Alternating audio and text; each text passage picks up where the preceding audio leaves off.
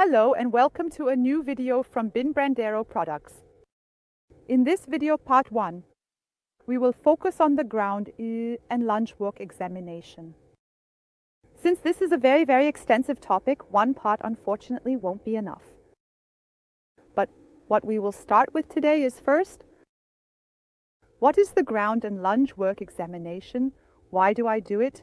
And what content do we have in it? What do I need to do the examination? And then we will look at how we can implement this step by step in practice. Let's get started.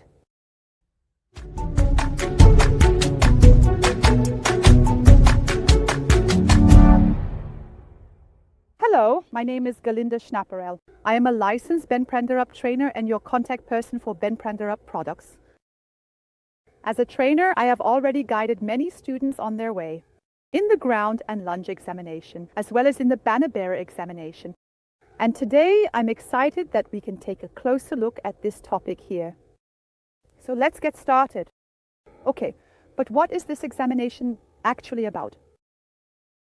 It's about showing that you are a great trainer of your own horse. That means you take this examination with a horse that you have trained yourself in academic equestrian art. And for that, you will also be proposed and recommended by your trainer, who is also part of the equestrian community. But what is a good trainer for your own horse? You demonstrate in this examination that you understand the individual aids: inner thigh, inner rein, outer thigh, the overstretching and eyes collected thigh aids, and also half halts, and a feeling towards the hand. Searching, you could say that. Understood, you have what it can, how that works, and how you can implement it, so that it becomes even easier for your horse in the work. That means it's an aids-giving examination. So it's not about you being super perfect, but it's about showing that you know what you're doing and that you have good communication with your horse. So it's not about doing the exam like a tin soldier in a very systematic, methodical and repetitive manner, but rather that it shows you and your horse have a great partnership and that you both know exactly what you're doing. So it's completely fine if something goes wrong during the exam. For example, music, where you bring in a crooked line and your horse slightly falls over the outer shoulder. That's fine as long as you notice it and then, for example, frame it again with an inner thigh or an outer rein. And that's something really special which you often aren't used to, but is explicitly desired in our approach. For this reason, in academic equestrian art, we also don't use auxiliary reins, and we explicitly work, especially for the exam, not against the wall. This way, the horse always has the option to stop, to say no, or to fall out of the aids if it can't perform something or if it has lost its balance. If it were right against the wall, it could just lean against the wall and still do it. One has cheated a bit, but on the other hand, it's also not honest, because if there's no wall anymore, it won't work either. So that's really important. So always stay away from the wall during the exam. Whether it's a piece like this or a piece like that is completely up to you. It also always depends on how big the arena is that you're in, or how big the meadow or the area is. There are no standard measurements for this. It just has to work. So, what equipment do I need now? So you need a whip, preferably one made of wood. It's actually stated like that in the regulations, but no one would bite your head off if you show up with a plastic whip. Then you need a lunging cavesson. And in my case, I have a lunge line that's 3.05 meters long. With me, that would be completely enough for my exam. What you can always have with you, but it's not a must, are treats. Feeding, treats. In the exam, that's of course allowed because we are showing that we are good trainers. And if the horse wants a break and maybe a cookie, that's perfectly fine. Yes, what else do I need for the exam? I need subtle communication, which I can provide with the whip, the cavesson and the lunge line, but also, and this is the most important thing, the Körper language. So that Körpersprache and my other aids get a nice interaction to create beautiful, harmonious picture. And this beautiful, harmonious picture shouldn't just stand there in the room. Rather, the exam should aim for the fact that what works from the ground with the finest aids then also works from above. Because if I point a little this way and a little that way or lean in a certain direction, and the horse understands all these tiny little details, then it will be from above. It can be just as simple and just as fine. And so if the horse can perform the groundwork nicely at a walk, it will probably be able to do well with me on top too. Of course, there are always exceptions. There are horses that we can no longer ride. There are horses that have significant physical problems. You might need to do a bit more strength training, for example. But fundamentally, if we assume a normal horse, we can expect that when the horse, a nice groundwork means that it can also carry that over into riding. And that would be the heraldic bearer exam. But we'll deal with that in another context. So now we have a pony here. And this is Fantastico, who is squeezing into the picture here. Fantastico is my youngest horse. He is now 4.5 years old. And we started with groundwork and lunging a little more than a year ago. Before that, we focused a lot on ourselves as a team, on how we interact with each other. We've had adventures, everything you do with a young horse. And yes, at 4.5 years old, he is not yet eligible to participate in the exam with me. Because we have a little stop, you can only participate with your horse for the exam. When your horse is 5 years old, the reason for this is that we want to avoid training the horse too early and too quickly. So it's a decision in the interest of the horse. Because once we understand how it works, it's really easy and quick for us. But of course, the young horse should also have enough time for its development. Okay, Fantastico. I've already done a lot of groundwork and lunging with you, but there are still many things you can't do quite so well. We actually just started working on the collection a little bit, I think 2 months ago. He can do it really well while standing, but he can't do it as well in motion, especially in the groundwork position. And that's why I chose him, because we have a horse here that still has quite a bit to work on, one that isn't quite perfect yet. Okay, then let's get started. And first we're going to go to the center line.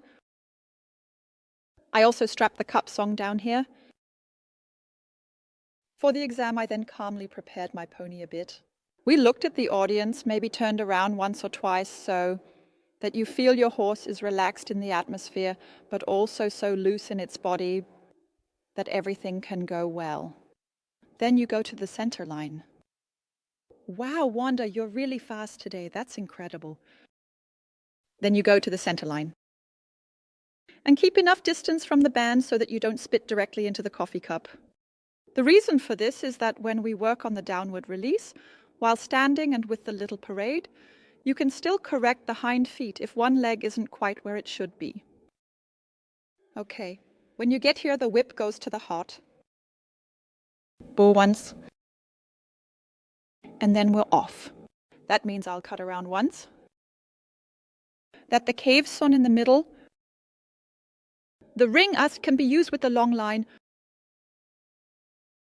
So, and then I turn around, I've got everything neatly organized here. In my case, I have the 3.5 meter lunge here, which means I've taken a loop like this. And then I start with the back to bend. And then I calmly sort it out. The hind feet, all right. That means the inner hind leg should be at least as far forward as the outer one. Great. Then a downward transition from the inner leg. Great. From the inner thigh. Great. And a little halt. Good. And again, a downward transition and all the way forward. Great. Very, very good. Exactly. And you can see Fanta is very, very fast. I always have to be a little careful that we don't rush through here. Then I calmly reach around.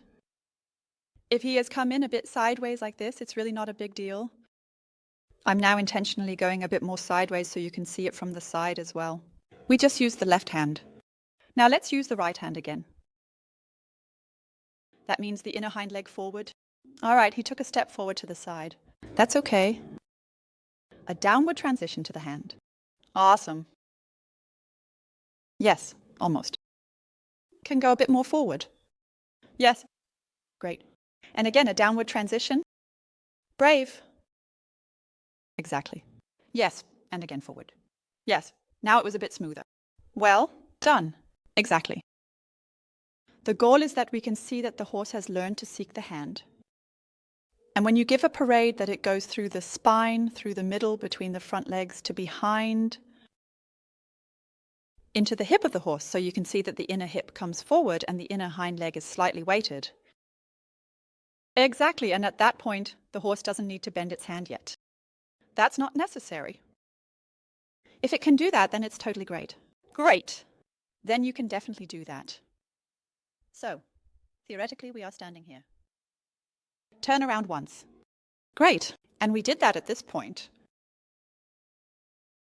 Yes, you're already waiting for it to continue.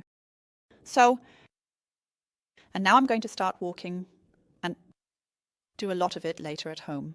Comment on the PC that I can do him justice too, because I think he deserves it. That when I work with him, I'm fully present with him. And in that sense, let's get started now. That means we release from the inner thigh downwards and then move on to the first diagonal. In the diagonals, it's about showing that the horse has understood through my aids that it should stretch from the inner thigh to the hand, so over the outer rein to the hand. And that we can also maintain that as best as possible during a change of rein.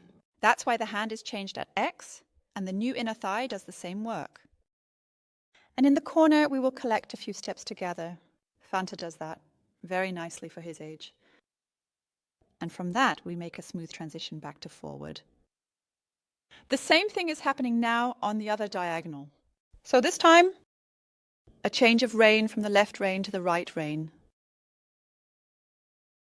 He's doing that very sensibly here as well. You can see he has very nice strides. You can see he has understood the inner thigh well. And then we also collect a bit here. Then he really puts in a lot of effort. And then we move into a smooth transition into the haunches on the long side. And here, is it first important to have a nice forward and then to collect a bit? Here, we have a bit too much sideways, then back to forward. And then straightening towards the shoulder in from the inner thigh. And that is quite a difficult thing. Because the forward movement into a group is still something else. It's different when I shift the center of gravity in the horse. That is, it's common for the horse to lose a bit of balance and then come out of frame. Stepping out of the space, stepping shorter or evading inward or outward. And that's why it's also important to always stay away from the wall. That the horse also has the opportunity to fall out of the frame. And yes, as you can see here, it's also perfectly fine to say that beforehand and to give your horse a break in the test. Okay. We're going to do the same, now in shoulder in. Here you can see that the inside front leg could take a bit more shoulder in. Then we have a bit of collection. And here you can see that collecting in shoulder in is really difficult. Here he comes a bit into the group, but moving forward worked well again. And then unfortunately I ran inward and then we did a little serpentine in the straight line. That can happen, it was a mistake on my part. Then we have a few steps of shoulder in from the inside leg. And then we move to the outside leg and a traverse forward. In the traverse, then pick up a bit and do a working pirouette. So it's not about making it as small as possible, but rather that the turn matches your horse's level of collection. Then back to a bit of forward for a few steps. And then we move on to the renverse. And here you can see that the inside hind leg is still a bit cautious. You can go a bit further. Step forward. That's still one of the homework assignments. Then a little forward down and a little halt. So everything was pretty good so far. The working pirouette was quite decent. What was missing at the round pen in this case was the inside hind leg, which should step a bit further forward. It's also important in the exam, take as much time as you need, that you can relax as best as possible because exam situations are always very, very stressful.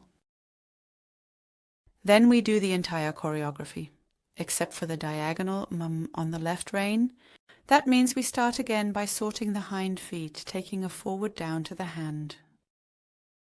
And then a halt. And then to start from that, he's doing that really great here. And then we start from the inner thigh. I lost a bit of focus there, but that's not so bad. And then we go into the group on the left-hand side. First our forward again. Here we have almost a bit too much group coming in. Then gather a few steps. You can see that very nicely here. And then back to forward. We swerved a bit and then went straight ahead from the inner thigh. On the short side, we're not taking a break here because we already had one, but I'm using that time to prepare for the new long side now in shoulder in. That means it's important that the horse, here the shoulder in with the collection was a bit better, so that the horse can really perform a very nice shoulder in, allowing it to balance itself well in the collection. It's also important to note here that the shoulder in should be long enough to give you space for your pirouette. Stepping out of the space, stepping shorter, or evading inward or outward.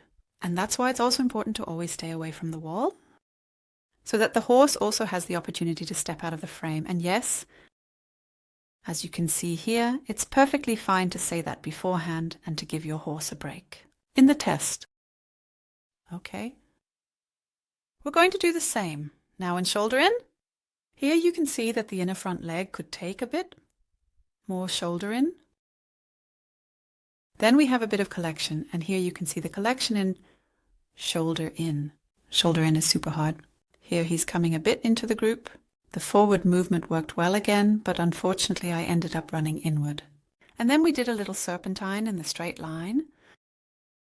Can happen. It was a mistake on my part. Then we have a few steps of shoulder in from the inner leg. And then we move to the outer leg and a forward traverse. In the traverse, then pick it up a bit and have a working period. So it's not about making it as small as possible, but rather that the turn matches the level of collection of your horse. Then a bit forward again for a few steps. And then we continue into the runverse. And here you can see that the inner hind leg is still a bit cautious. You can go a bit further. Step forward. That's still one of the homework assignments. Then a little forward down and a little halt. So everything was pretty good so far. The working period was quite decent. What was missing was the inner hind leg at the shoulder in, which should step a bit further forward.